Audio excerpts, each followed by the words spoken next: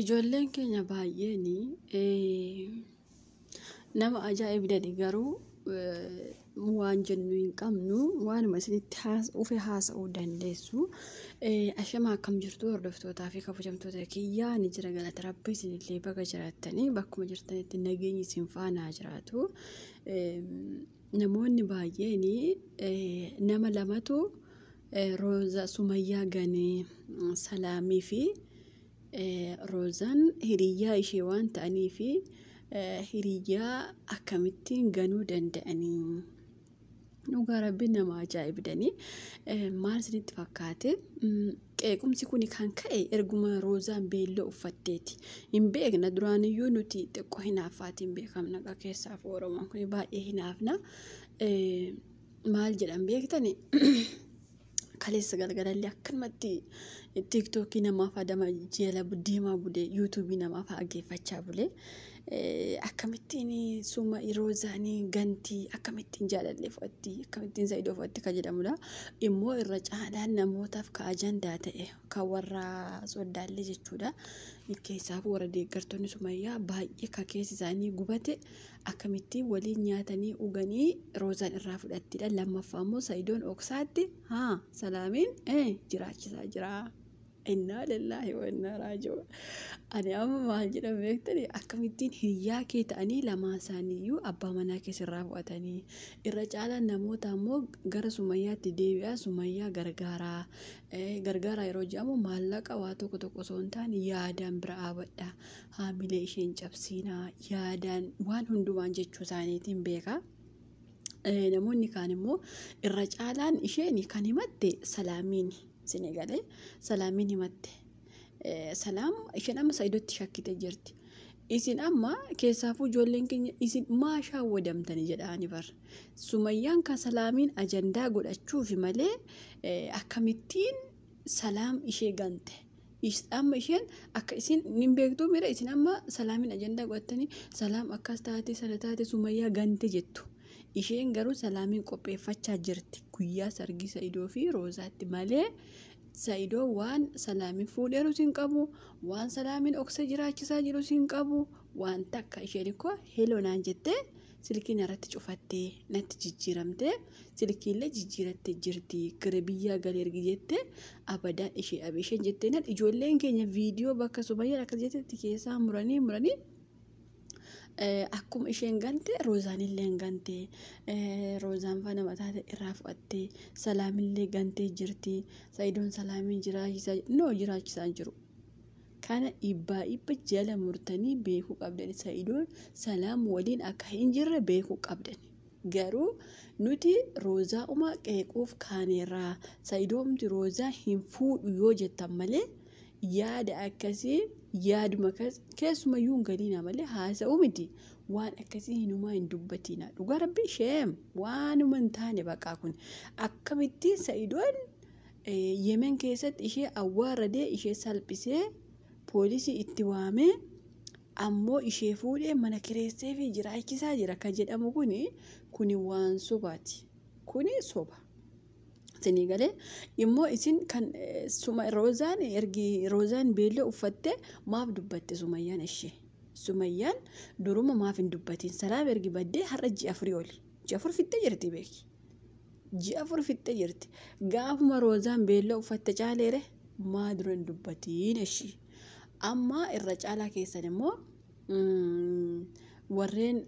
akka Sumayyaa kabanyuuf jaalannu irra deddeebina isinitti himna namni viidiyoo hojjetu namni hordoftoota ta'es namni Sumayyaa jibbu takka hin jiru dhugaa rabbi isin namni Sumayyaa jibbu yoo jiraate nama ofiiyyuu mana kiimii deemuu qaba namni sun sammuu isaa sirrii miti garuu Roozaan baga itti heerumte bakka Senegalee afaan Oromooti Roozaan baga Saayidootti heerumte koongiraagileeshin gammanneerra gammachuun keenya daangaa dhabee halkanii guyyaa iyyinee sirbinee ilishaa jirra baga fuudhe garuu Saayidoon deebi'ee Sumayyaa osoo gashate ijoollee isaa rabbiin jedhee walitti isaan araarsee jireenya isaa Sumayyaa waliin eegalee gammachuun keenya daangaa hin qabu Sumayyaan qixxee hiraati dubartii cimtuu jabduu kaayyoo ishirratti waan hundaa ishirratti nama cimtuudha. Osoo isheen nama cimtuu hin taane Sa'idoon har'a akkasitti kabajaa argatee dubartii asiif asii isan jaalattu. Sinii galee waan isheen kabajaa itti gootee asiin geesseef abbaan manaa tokko kabajaa ka argatu yoo haati manaa isaa kabajamtuu taate waan inni qabu qabdee fi jireenya hunda yoomjiste kan kabajamaa ta'u. Sinii galee Sumayyaarraan kan ka'e inni ka kabajaa argatee jechuudha. Sa'idoon haga har'aatti urgaa'ee foolii godhatee kan namni isa jaalate waan haadha manaa kabajamtuu qabuuf. Kanaafuu Sumayyaan jibbine hin balaaleffanne hin jaalanna haala roosnaa mataa keenya irra jirti yeroo hundaa. Gin ijoolleen keenya namuma ajaa'ibdan jibbinsa isin roozaa irraa qabdan ayidoon naa galaan jiru. Akkamumattiin hiriyyaa Sumayyaa ta'anii lama ta'anii harkaa fudhatanii. Sumayyaanii yoo akkasiin iyyitaniif akkana dubbatte bar akka isin salaam baddee salaam akkas taate salaam Sa'idootti akkas godhate Sa'idoo oksee fuudhe akkasiin akkas jettaniif dubbii kana isinii fidde isheen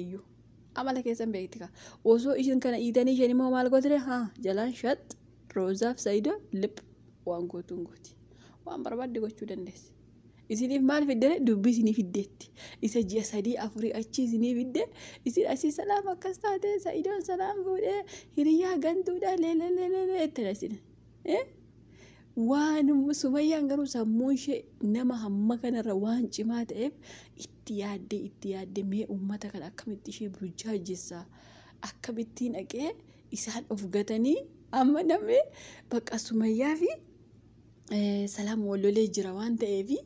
Bakka Sa'idoonillee akkas akka je'uufi beeki Roozaanillee Sa'idoonillee namni hundi bakka salaam waliin wal lolteetti waan takka waan gootu hin qabdu wanti gadhuuf hin jiru jedhanii akkasaan of gatanii beekadha. Argitee akkatti isheen isin jala galtee isin goote isin bittee agartanii dhugaa rabbi akkana fa'aa isin caalte kunoo kana sammuu keessanitti oobdee deebite ishee yoona Oromoo jeebii ishee yoo nama qopheessin asii salaam baddee salaamii Sa'idoon irraa fudhatee hiriyyaan Sumayyaa akkatti ganti ajandaa ajaa'ibaa isinii fidde. Ishee yoo kana salaam ishee waliin teessee qopheeffattee gaafa sargii isaanii maal akka go'an maal akka hatan hin beektu maali gaafa sargii miimoorii hatuun gashanii miila namoo mee lubbuu namaa hin hatiin. Amma Roozaan sargii Adaamaatti hin godhannu Baaleetti godhannaa hin jenne asumaaniyyuu Baaleedha Roozaan dhugaa rabbii eeggadhuma bare biyya ishee. Amma isheen kun maal jette beekta namni hin jiru baqqaani qophaa kiyyaa hiriyyaanis naganteetti jedhee akka namni of dagatee sargii Adaamaatti godhatuuf. Argite gama Sa'idoon hin beeku sargii fi Adaamaa godhata yoo barbaadille maaliif salaam hin jirtu bakka. Sinii galee akkatti kan Sumayyaan sammuu keessan of ta'e kanaan sin caalte dhugaa rabbi. Isin amma Sa'idoon maaliif Roozaa fuudhaa wayinee umri kaaniif ganti hiriyyaan akkasii jettan hiriyyummaa yoo ta'e Roozaan gaafattee miti kan itti heerumte hin barbaadu ya Sa'idoo ati haati manaa kee hiriyyaa kiyya jettee nannaa fera eversi fuudhu malee jedhee Sa'idoon maraate bakka itti heerumte. Ammallee gara fuula duraatti Sumayyaan illee akka itti araaramtu abdii guddaa qabnaa jechuudha.